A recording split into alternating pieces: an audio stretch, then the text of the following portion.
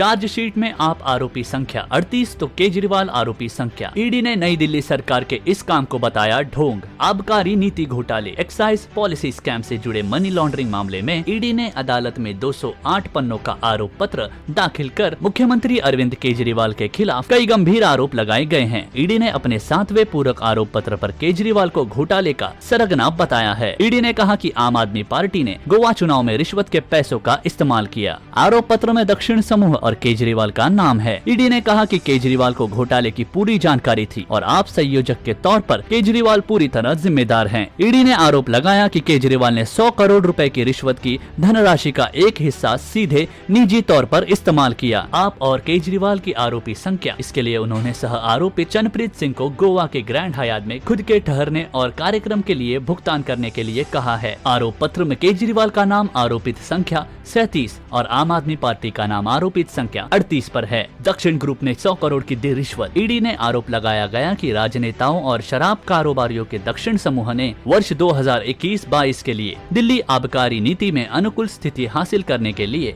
100 करोड़ रुपए की रिश्वत दी और इन फंड में 45 करोड़ रुपए 2022 के विधानसभा चुनाव के दौरान गोवा में आपके अभियान के लिए भेजे गए। ईडी ने आरोप लगाया कि आपने अपराध की आय से किए गए 45 करोड़ रुपए के खर्च को बही खाते से बाहर रखा और चुनाव आयोग को इसके बारे में नहीं बताया। डीजेबी में अधिकारियों की पोस्टिंग का प्रबंधन। ईडी ने आरोप लगाया कि मामले में सह आरोपित विनोद चौहान अरविंद केजरीवाल के माध्यम से दिल्ली जल बोर्ड डीजेबी में अधिकारियों की पोस्टिंग का प्रबंधन कर रहा था। विनोद चौहान की चुनाव प्रचार के लिए दी गई 45 करोड़ रुपए की रिश्वत में से 25.5 करोड़ रुपए दिल्ली से गोवा स्थानांतरित करने के लिए जिम्मेदार था। दिल्ली सरकार द्वारा किया गया ढोंग। ईडी ने ये भी दावा किया कि आबकारी नीति को लेकर दिल्ली सरकार द्वारा गठित मंत्री समूह GOM एक ढोंग था। चूंकि उत्पादक शुल्क अधिकारियों के बयानों से पता चला है कि किसी भी बड़े नीतिगत निर्णय पर GOM से कभी सलाह नहीं ली गई थी। ईडी ने और क्या आरोप लगाया। ईडी ने कहा कि परिवहन मंत्री कैलाश गहलोत ने अपना बयान दर्ज करते हुए कहा कि वह केवल नीतिगत बदलावों से सहमत थे, क्योंकि पूर्व उप मुख्यमंत्री मनीष सिसोदिया एक वरिष्ठ नेता थे और उन्होंने बताया था कि लाभ मार्जिन में वृद्धि होगी। उन्होंने कहा कि 5% से 12% एक अच्छा प्रस्ताव था, इसीलिए उन्होंने इसे स्वीकार कर लिया। ईडी ने आरोप लगाया कि केजरीवाल ने अपराध की आय को सरकारी फंड के साथ मिला दिया और पार्टी के प्रचार के लिए खासकर गोवा विधानसभा चुनावों के दौरान उसका दुरुपयोग किया। ईडी ने आरोप लगाया गया कि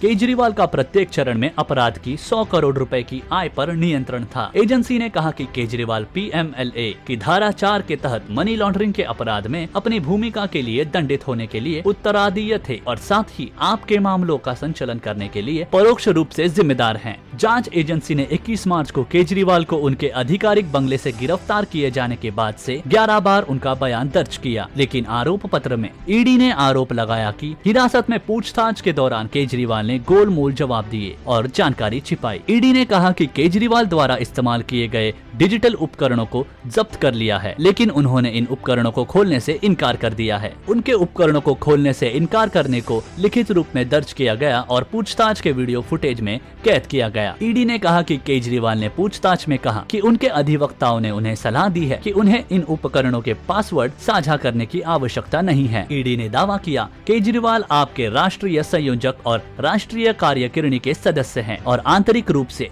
नीति निर्माण, रिश्वत की योजना और इससे उत्पन्न अपराध की आय के अंतिम उपयोग और उसकी साजिश में शामिल थे। ईडी ने आरोप लगाया है कि आम आदमी पार्टी के नेताओं द्वारा अपने और कुछ निजी व्यक्तियों के लिए अवैध धन लगातार उत्पन्न करने और उसे प्रसारित करने की साजिश के परिणाम स्वरूप उत्पादक शुल्क नीति लगाई गई थी।